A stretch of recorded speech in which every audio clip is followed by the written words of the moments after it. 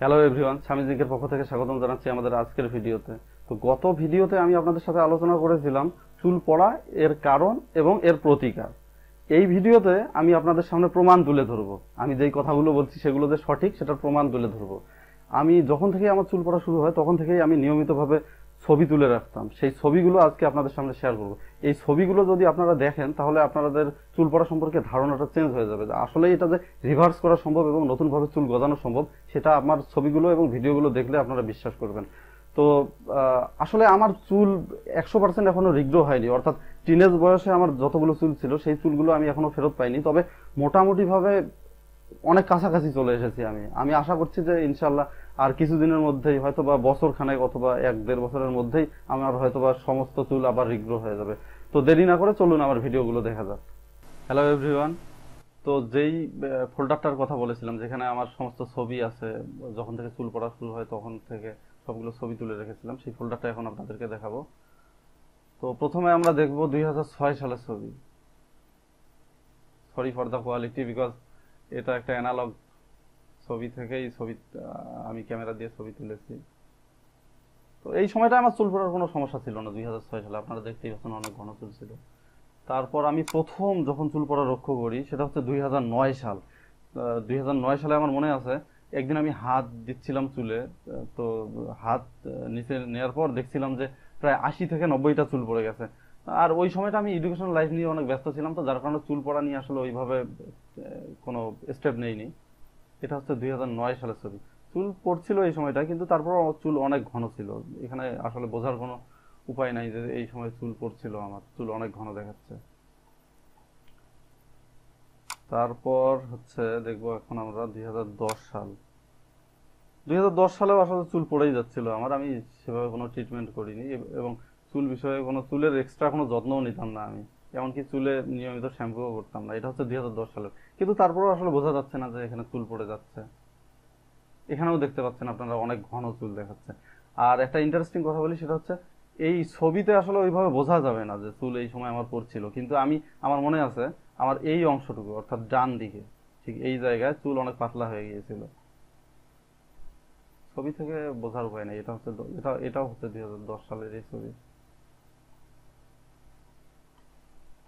তারপর আমরা এখন চলে যাব 2011 সাল। 2011 সালে আমার মনে আছে মারাত্মক ভাবে আমার চুল পড়া শুরু হয়। তো এই হচ্ছে এপ্রিল মাসের দিকে সম্ভবত। তো একদিন আমি একটা সাদা পেপার সামনে নেই, নেওয়ার পর মাথাটা আঁচড়ানোর পর দেখি যে পেপারে 300 থেকে 350টা চুল পড়ে গেছে। ওই দিন আমি প্রচন্ড পরিমাণে খারাপ লেগেছিল আমার। আমি ভাবছিলাম যে চুলগুলো কি সবগুলো 2-1 মাসের মধ্যেই কি পড়ে যাবে নাকি। তো সেই সময়টাই আসলে চুল পড়া নিয়ে টেনশন শুরু আমার। এইটা হচ্ছে 2011 সালের ছবি। এই ছবি দেখেও আসলে বোঝার কোনো উপায় নাই যে চুল পাতলা হচ্ছিল। কিন্তু এই জায়গাটাতে আপনারা ভালোভাবে লক্ষ্য করে দেখুন, ঠিক এই জায়গাটাতে চুল মোটামুটি অনেক পাতলা হয়ে গিয়েছিল। আসলে ক্যামেরার কোয়ালিটি ভালো ছিল না, তো এটা মোবাইল দিয়ে তোলা ছবি, যার কারণে ভালোভাবে বোঝা যাচ্ছে না। তারপর আমরা এখন চলে যাব 2012 সালে। হ্যাঁ, 2012 সালের এই ছবিটা দেখলে আপনারা বুঝতে পারবেন যে আমার চুল অনেক পাতলা হয়ে গিয়েছিল। কারণ এই যে সামনের এই চুলগুলো দেখুন, এখানে কিন্তু অনেক চুল পড়ে গেছে আমার অলরেডি। আপনারা ভিডিওটাকে একটু ব্যাক করে 2009 সাল কিংবা 8 সালের সাথে যদি মিলিয়ে দেখেন তাহলে বুঝতে পারবেন যে এই জায়গাটাতে চুল অনেক পাতলা হয়ে গিয়েছে। 2012 সালের আরো কিছু ছবি আছে, এই ছবিগুলো দেখাই আপনাদেরকে। তো 2012 সালের এই ছবিটা দেখলে আপনারা বুঝতে পারবেন যে আমার অনেক চুল পড়ে যাচ্ছিল। এই জায়গাটাতে আপনারা লক্ষ্য করে দেখুন, চুল কিন্তু অনেক থিন হয়ে গেছে। এটা গোসল করার ঠিক পরের ছবি। এটা হচ্ছে 2012 সালের ছবি। 2012 সালের সম্ভবত এটা জুন জুলাই মাসের দিকে, কিন্তু এই একই দিনে তোলা ছবি, অথচ এই ছবিটা দেখে বোঝা যাচ্ছে না, কারণ এই ছবিটা চুল শুকানোর পরে তোলা। এই যে এখানে দেখতে পাচ্ছেন যে চুল অনেক ফাঁকা হয়ে গিয়েছিল। এখন আমরা চলে যাব 2013 সালে। 2013 সালে যাওয়ার আগে একটা কথা বলে নিচ্ছি, সেটা হচ্ছে 2013 সালে আমি মিনক্সিডিল ইউজ করা শুরু করি। মিনক্সিডিল হচ্ছে একটা প্রোডাক্ট যেটা চুল পড়া সাময়িকভাবে স্টপ করে। আমি কখনোই রিকমেন্ড করবো না মিনক্সিডিল ইউজ করার জন্য, কিন্তু সেই সময়টা বুঝতাম না, যার কারণে মিনক্সিডিল ইউজ করেছিলাম কিছুদিন। করার পর কিছুটা রেজাল্ট পেয়েছিলাম, কিন্তু মিনক্সিডিল ইউজ করা স্টপ করলে চুল আপনার প্রচন্ড মাত্রায় পড়ে যাওয়া শুরু হবে, একদম গাছের পাতার মতো ঝরে যাওয়া শুরু হবে। তো এটা হচ্ছে 2013 সালের ছবি। এটা হচ্ছে 2013 সালের, সম্ভবত জানুয়ারি ফেব্রুয়ারি মাসের দিকেই হবে। হ্যাঁ, এটা হচ্ছে 2013 সালে। এখানে দেখতে পাচ্ছেন আপনারা চুল অনেক পড়ে গিয়েছে আমার। তো আমি কখনোই মিনোক্সিডিল রিকমেন্ড করবো না আপনাদের, মিনোক্সিডিল কখনোই ইউজ করবেন না। মিনোক্সিডিল সম্পর্কে আমি আর একটা ভিডিও তৈরি করব, সেখানে আরো ডিটেলস বলবো মিনোক্সিডিল সম্পর্কে।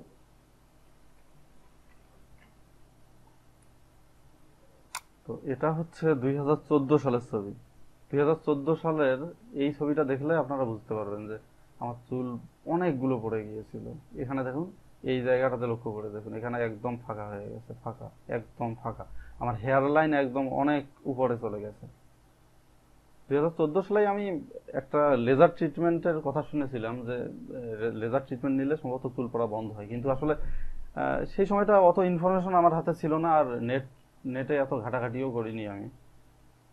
এটা হচ্ছে 2014 সালের ছবি। হ্যাঁ, 2014 সালের একটা ভিডিও আছে আমার কাছে, এই ভিডিওটা দেখলে আপনারা বুঝতে পারবেন। তো আবারও বলছি, হ্যাঁ হ্যাঁ, এই যে এই ভিডিওটা দেখুন, এই ভিডিওটাতে আপনারা লক্ষ্য করে দেখুন যে এই জায়গাতে এই অংশের চুল কিন্তু অনেক পাতলা হয়ে গেছে, একদম সব পড়ে গেছে। এই জায়গাটাতে মনে হচ্ছে যে চুল আছে, কিন্তু এই চুলগুলো লম্বা হয় না কখনো, এই চুলগুলো তখন লম্বা হতো না। আমি চুল কিন্তু কাটাতাম না কখনো, কিন্তু এই চুলগুলো লম্বা হতো না, আমি শুধুমাত্র এই চুলগুলো সেই সময়টা কাটাতাম।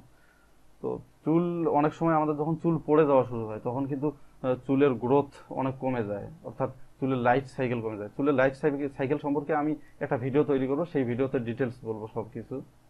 তো এই ভিডিওতে অনেক কিছু বোঝা যাচ্ছে। ও, যেই কথা বলছিলাম সেটা হচ্ছে লেজার ট্রিটমেন্ট।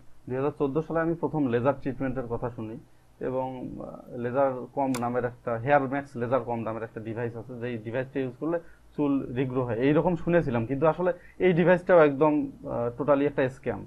এই ডিভাইসটা কখনোই আমি রিকমেন্ড করবো না ইউজ করার, কারণ আমি মোটামুটি 1 বছর ইউজ করার পরেও কোনো রেজাল্ট পাইনি। আমি কখনোই লেজার ট্রিটমেন্ট রিকমেন্ড করবো না, আর এগুলোর অনেক সাইড এফেক্ট আছে, সেই সম্পর্কে আমি একটা আলাদা ভিডিও তৈরি করবো, সেই ভিডিওতে আপনাদেরকে ডিটেলস বলবো।